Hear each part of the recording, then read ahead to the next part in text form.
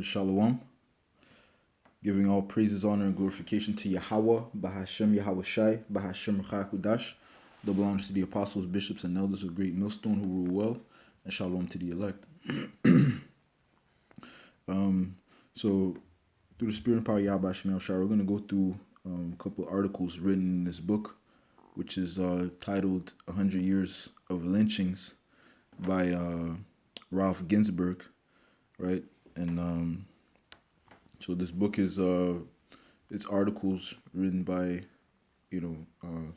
reporters, concerning atrocities that the American so-called whites have done towards the so-called blacks. Okay, all right. So the so-called whites, whom we know as Edomites, their true identity is Edomites, and the so-called blacks being Israelites. All right. So we'll read a couple of these articles, and Lord willing, we're going to bring out the prophecies concerning the latter end of Esau Edom for his crimes against his brother Jacob. So we're going to start off first article. We're in the name of the newspaper is Kissimmee Valley, Florida Gazette, written on April 28, 1899, and it's concerning a man named Sam Holt. All right, the title of the article is Sam Holt Burned at Stake. It reads here, Sam Holt, the Negro who is thought to have murdered Alfred Cranford and assailed Cranford's wife, was burned at the stake 1 mile and a quarter from Newnan, Georgia, Sunday afternoon, July 23rd, at 2:30 o'clock. Fully 2,000 people surrounded the small sapling to which he was fastened and watched the flames eat away his flesh, saw his body mutilated by knives, and witnessed the contortions of his body in his extreme agony. Two counties, Campbell and Coweta, directly interested in the crimes of the Negro, and the entire state have waited with impatience for the moment when the Negro would pay the penalty for his fiendish deeds. Such suffering has seldom been witnessed, and through it all the Negro uttered hardly a cry. Those who witnessed the affair saw the Negro meet his death and saw him tortured before the flames with unfeigned satisfaction. Wow. For sickening sights, harrowing details, and blood-curdling incidents, the burning of Holt is unsurpassed by any occurrence of a like kind ever heard of in the history of Georgia. A few smoldering ashes scattered about the place, a blackened stake, are all that was left to tell the story. Not even the bones of the Negro were left in peace, but were eagerly snatched by a crowd of people drawn from all directions, who almost fought over the burning body of the man, carving it with their knives and seeking souvenirs of the occurrence. Holt went to the stake with as much courage as anyone could possibly have possessed on such an occasion, and the only murmur that issued from his lips was when angry knives plunged into his flesh and his life's blood sizzled in the fire before his eyes. Then he cried, "Oh my God, oh Jesus." The crowd that burned Holt believed it had made no mistake of his guilt or identity.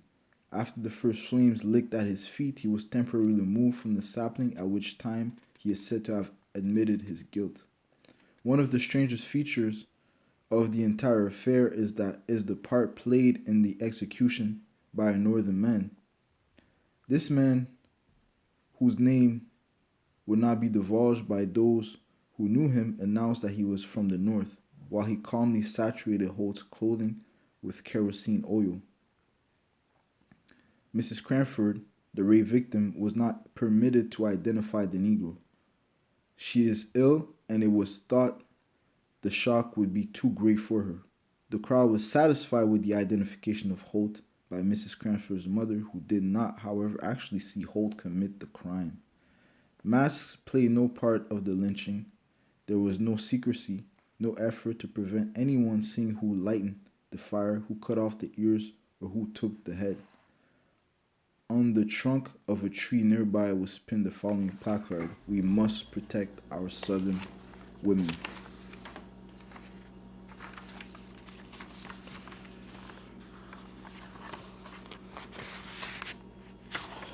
And I'm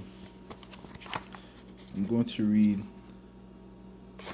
another article, okay, which is still linked to this atrocious event by the Edomites in Georgia, all right, against this individual, Sam Holt. This is the editorial from the Springfield, Massachusetts Weekly Republican, written on April 28, 1899. And the name of the article is The Georgia Exhibition. The annals of the savage annals, meaning historical records, right? The annals of the savage will be searched in vain for anything worse than the exhibition given to the world by the white civilization of the state of Georgia, right? So, when we come into this truth, we come to find out who the real beast is, who the real savage is, right? Which is none other than Esau, Edom, and he has proven it through history, right? The so-called white man is the savage. He is the beast man, all right? Going on, it reads, "The best that the devilish ingenuity of man has ever been able to do in any age or among any people to make the ordeal of death as excruciating and awful as it could possibly be made was equaled in the torture and mutilation and burning of the Negro Holt. And if any large company of human beings at any stage in the development of the race ever gave greater evidences of joy in such a spectacle, or rushed with greater eagerness to secure mementos of the fearful tragedy in the form of pieces of the burned flesh and bits of the charred bones, history makes no record of the fact." You see? Because what? They were rushing to get some of the pieces of this man's body, of his flesh, all right, to keep it as memorials, all right? So that's what Esau does, man.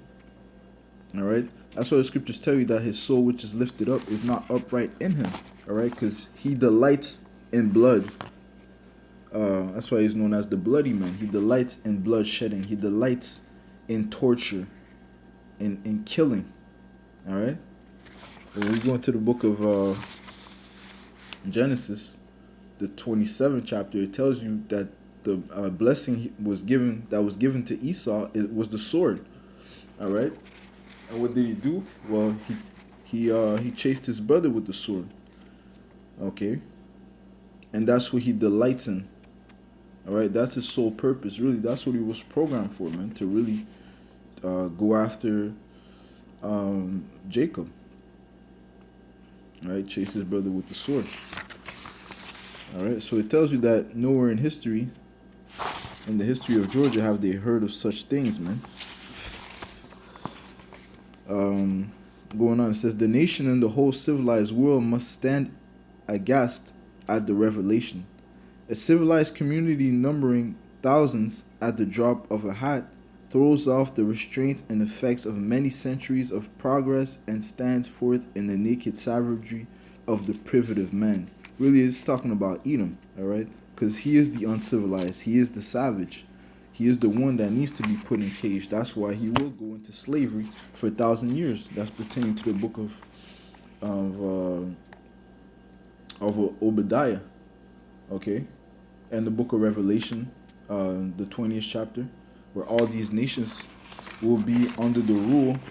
They will be subject to the nation of Israel, okay, under our Lord Yahweh Shai. And but the book of Obadiah tells you, matter of fact, let me get it. It tells you that these devils will be cut off. Why? For their violence against their brother Jacob. Okay. Let's get into the prophecy in the book of Obadiah 1 and 10. It reads, "For thy violence against thy brother Jacob, shame shall cover thee, and thou shalt be cut off forever." Right? So, because of the violence, because of how they love to make exhibition of the lynchings, of the burnings, and of the Israelites, they're going to be put to shame. Okay. Speaking of the Edomites, the so-called white people will be put to shame. All right.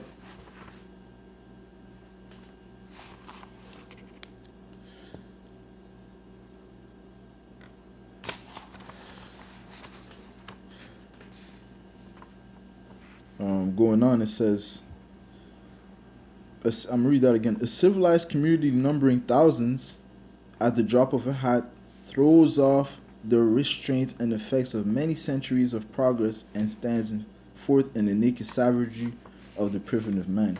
Right, so they have the appearance of being civilized, but truthfully, they are beasts. Once again, Habakkuk, the second chapter, his soul, which is lifted up, is not upright in him. All right, speaking of the Edomites, Habakkuk 2 and 4. Behold, his soul which is lifted up is not upright in him, but the just shall live by his faith. Right. So though he puts on the appearance of a philanthropist or of an upright man, well, truth be told, he can't escape who he is. He cannot escape his true nature. Okay.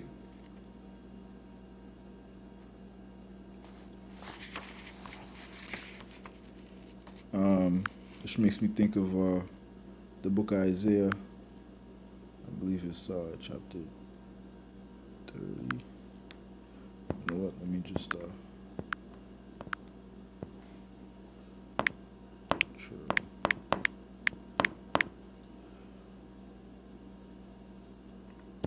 Isaiah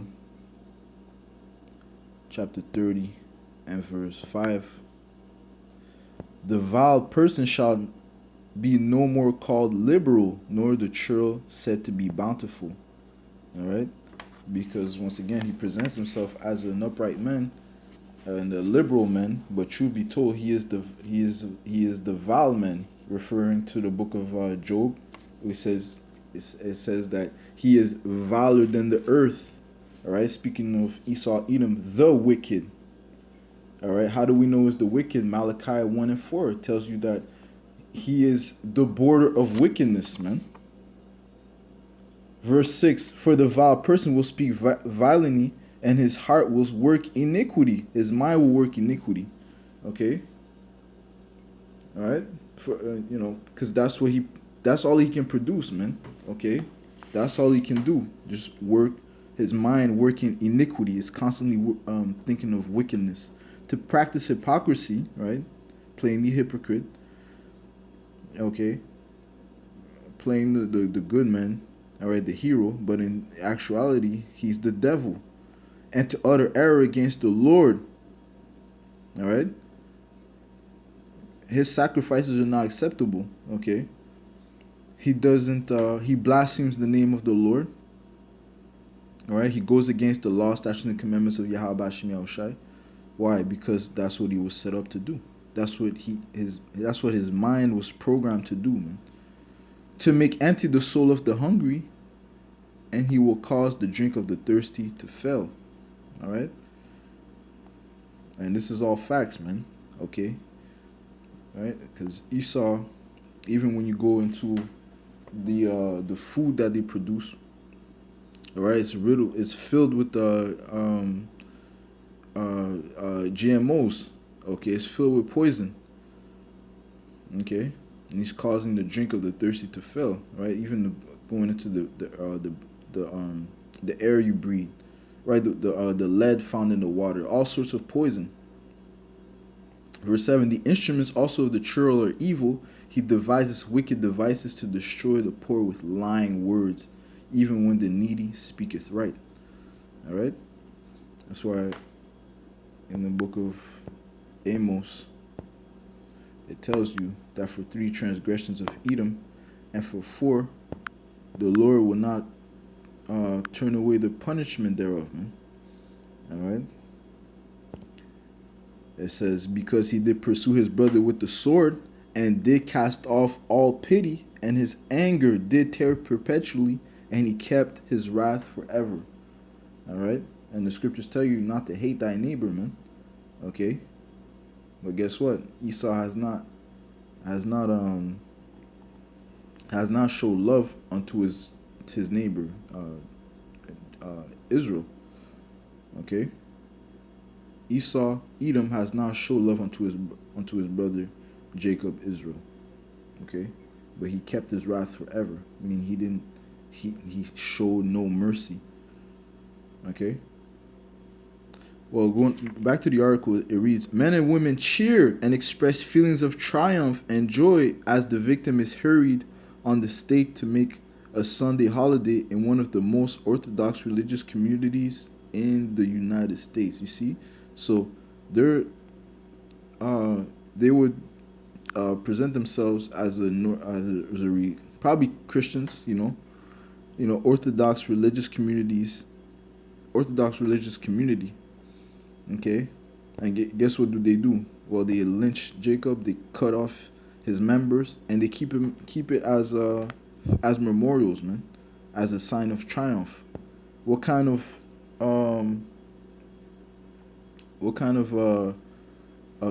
God-fearing people is this?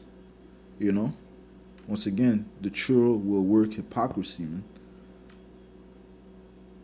Obadiah 1 and all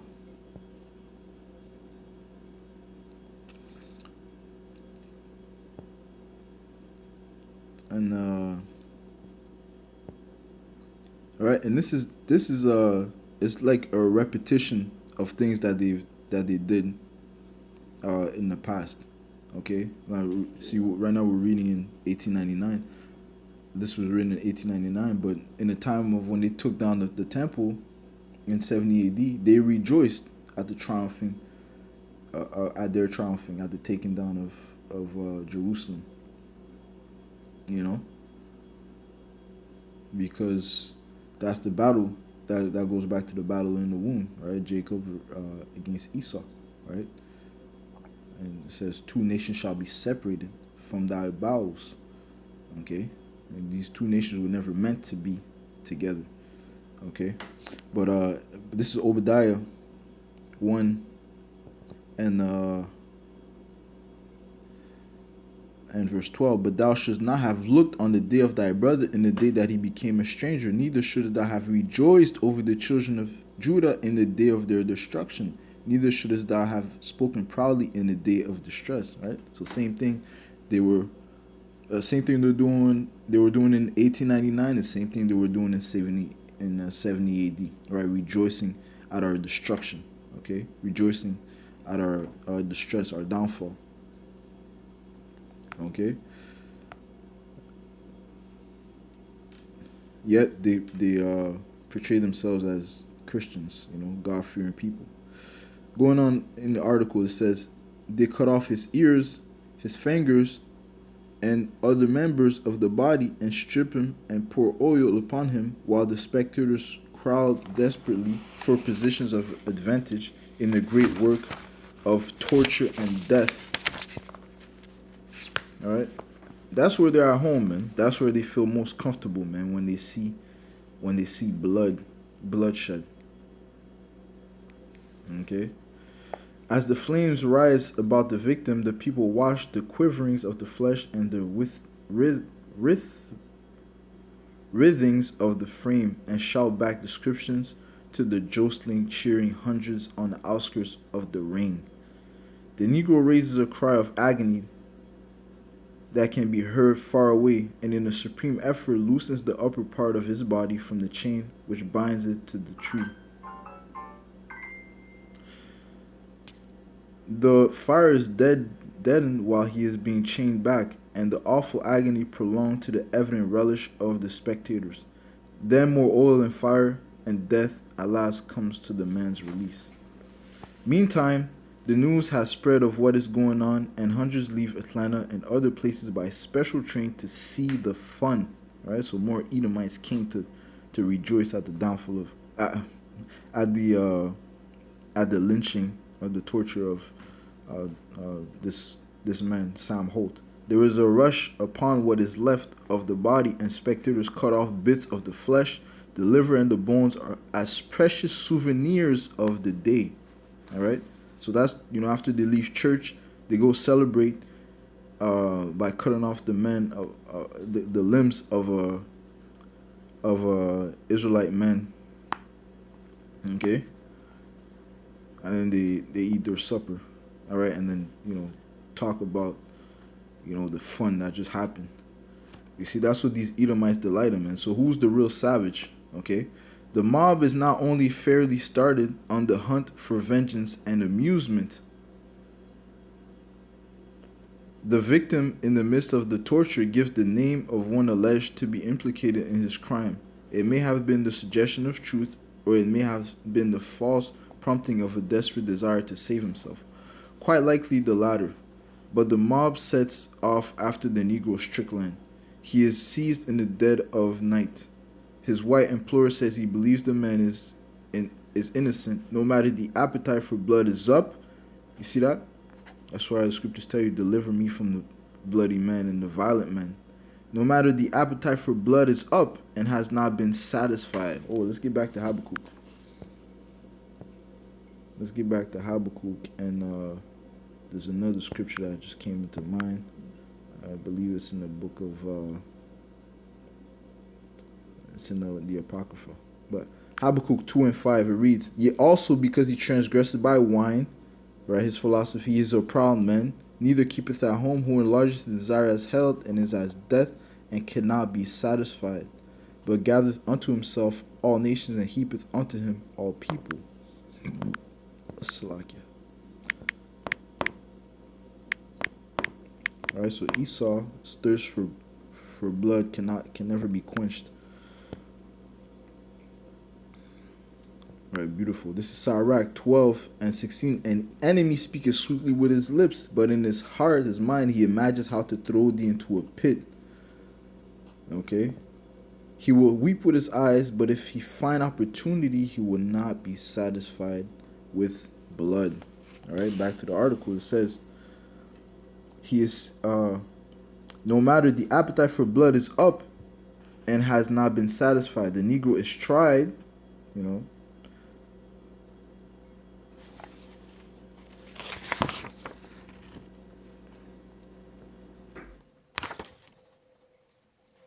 The Negro is tried by mob oratory and condemned. He is strung up and let down once or twice by way of extorting a confession, and through it all he protests his innocence. His ears and fingers are cut off, and the body is finally left dangling from a tree limb. The mob next sets out for a Negro who had been heard to say his race should be avenged, and at last accounts it was still spreading terror and death among the blacks, while a similar mob in South Carolina has inaugurated a like campaign. And this, fellow citizens, is the quality of the civilization of which you and we boast. This is of the white civilization we would carry to the Orient and shoot into the hearts of the Malis if we cannot get it there otherwise. All right? This is of the white civilization we would carry to the Orient and shoot into the hearts of the Malis if we cannot get it there otherwise. Right? And that's what they did. They took their wicked civilization and brought it to America. And what did they do? They slaughtered the Israelites there, man. Okay? Which were the so-called Native American. Okay? All right? It says, is there to be found in the story of the Mali, treacherous and bloody as he is said to be in a state of nature, anything more savage and cowardly and devilish than this exhibition in one of the original states of the American Union? Well, the answer is, listen, the wickedness, we just said it in Malachi 1:4. Esau is the border of wickedness. Wherever he brings, he's gonna bring that wickedness. You're not gonna find the level of wickedness in any parts of the world unless Esau Edom brings it, man. Okay? It is impossible that there could be. It is impossible that there could be. A braggart civilization is revealed which needs to look to itself and its home problems before venturing further on the world crusade. Right? But this is the thing. We just read that Esau Edom is not satisfied. He cannot be satisfied, and he heapeth unto him all nations, all people. If I can get the precept, Habakkuk 2. And he gathered unto him all nations, and heapeth unto him all people. All right. And what does it come with? Well, it comes with his when he gathered unto him all nations, he forces his wickedness upon them. Okay, his wine, his ideologies, which is Satanism, man.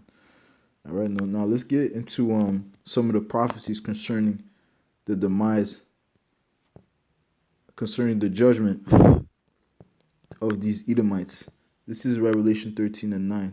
It reads, if any man have an ear, let him hear. He that leadeth into captivity shall go into captivity. He that killeth with the sword must be killed with the sword. Here's the patience and the faith of the saints. All right. Let's go to the book of Lamentation, the 4th chapter, and the 21st verse. It reads, rejoice and be glad, O daughter of Edom. Edom refers to the Edomites, which are today known as the so-called white people. Okay. Rejoice and be glad, O daughter of Edom, that dwellest in the land of Uz. The cup also shall pass through unto thee. What cup? That's the cup of judgment. Okay, the cup of judgment that we have drunken. All right. How do we know we drank it? Well, we went into slavery, being the Lord's people, the Lord's chosen people, the Israelites. We still went into captivity because of our disobedience. Now these Edomites have to drink of the cup because our punishment is coming to an end. Okay, in the book of Deuteronomy, the 30th chapter and the 7th verse says, all the curses that would come upon us would be given unto our enemies, man. Okay, and our top enemy is Esau Edom. It says, thou shalt be drunken and shalt make thyself naked. The punishment of thine iniquity is accomplished, O daughter of Zion. Speaking to the Israelites, the so-called blacks, Hispanics, and Native American. He will no more carry thee away into captivity, right? This is our last captivity. He will visit thine iniquity, O daughter of Edom. He will discover thy sins. Okay? So the Lord is going to visit Esau Edom by way of plagues, pestilences, and famine, man. He's going to break down this society, and ultimately he's going to shoot down nuclear missiles. He's going to, with scorching heat, to devour his land, okay? Which is Babylon, America. All right. Second Ezra 15.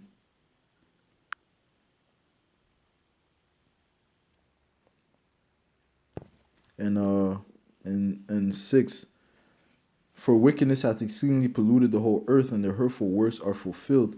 Therefore said the Lord, I will hold my tongue no more as touching their wickedness. Right? Esau Edom being the border of wickedness. The scriptures tell you that the heathen have forwarded the affliction, and the affliction comes with him promoting the wickedness. All right, he promoted the alphabet letter. Man, I just say like man with man, women with women, transgenderism, and bestiality. All his false ideologies, man. He promoted this, and what does the scriptures tell you about a ruler? If a ruler puts forth certain philosophies, guess what? The people are gonna follow, man. As the judge of the people, as the judge of a civilization, so will be the people. Okay. So if the judge is a wicked judge, but guess what? The people are gonna end up being wicked, man. All right. It says, which they profanely commit, neither will I suffer them in those things in which they wickedly exercise themselves. And I'm gonna say this, except if the spirit of Yahweh Shai is upon them. All right. All right. That's why the Lord left a remnant. And if he had not left a remnant, the land would have been as Sodom and Gomorrah. Okay. So because of Yahweh Bashim Yahushai, and the elect will be saved and preserved from the judgment, the visitation of Yahweh Bashim Yahushai. Now it reads on, it says, I'm reading verse 8 again. I will hold my tongue no more as touching their wickedness which they profanely commit, neither will I suffer them in those things in which they wickedly exercise themselves. Behold, the innocent and righteous blood crieth unto me, and the souls of the just complain continually. We'll get some real quick. This is Exodus. Let's see what the Lord says about the blood being shed. Exodus.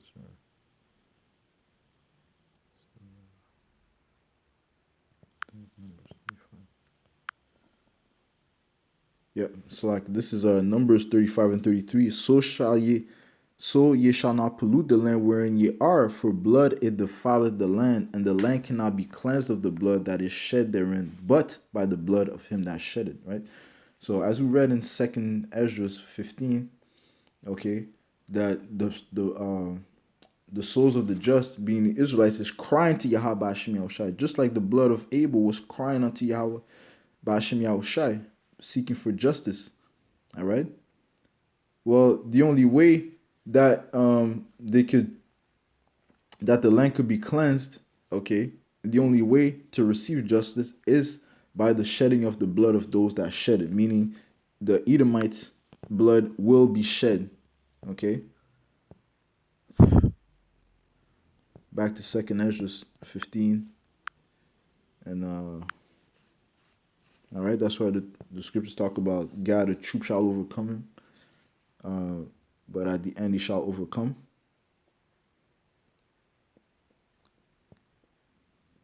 All right, because a lot of blood of the so-called Native American was shed here in America. Okay.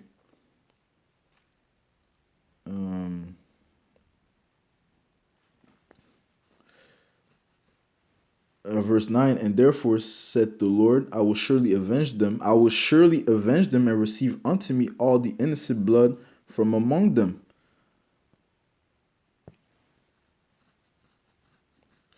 Verse 12, Egypt shall mourn, and the foundation of it shall be smitten with the plague and punishment that Yahweh Shemi Shai shall bring upon it. Okay, and once again, what's the plagues that are going to come upon Egypt, America? Is the famine, the pestilence, the wild beasts, okay? And those arrows, man, those nuclear missiles are going to be launched upon America. Okay, and that's not the end of it, man. The Lord's going to put his anger upon his servants to bring justice, man, to terrorize these Edomites. This is Ezekiel 25 and 13. Therefore, thus saith the Lord Yahweh Bahashim Yahushai, I will also stretch out my hand upon Edom and will cut off man and beast from it, and I will make it desolate from Teman, and they of the Dan shall fall by the sword. And I will lay my vengeance upon Edom by the hand of my people Israel, and they shall do in Edom according to mine anger and according to my fury, and they shall know my vengeance, said the Lord. Right. So the Lord is going to bring that vengeance. All right. It's not going to be of our own might. It's Yahweh Ba'ashim Yahushai, the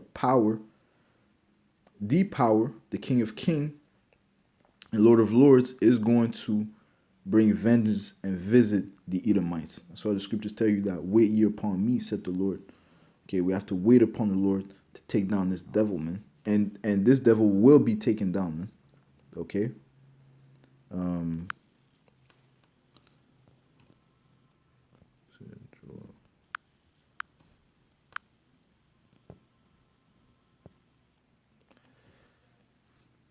This is a Joel 3:19. Egypt shall be a desolation, and Edom shall be a desolate wilderness, right? Because the fire of the nuclear missile is just gonna just just make this land, just gonna decimate this land, man.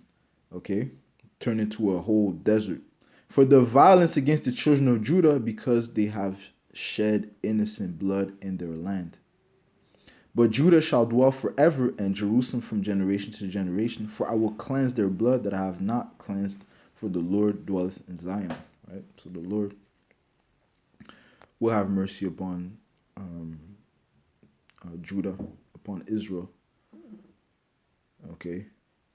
Ultimately by giving them new bodies, okay?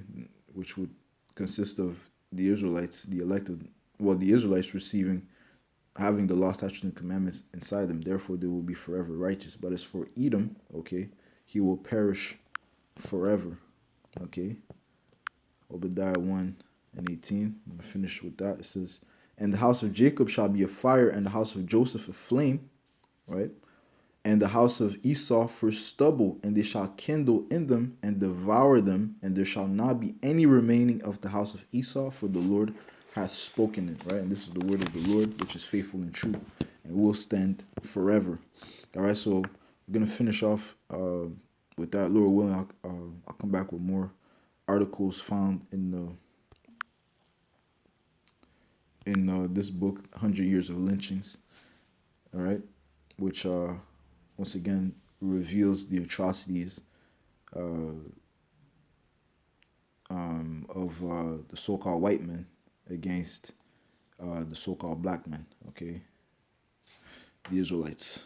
All right, so with that, I'm going to give all praise, honor, and glorification to Yahweh, by Hashem Yahweh Shai, by Hashem HaKadosh, double honors to the apostles, bishops, and elders of Great Millstone who rule well. Shalom to the elect.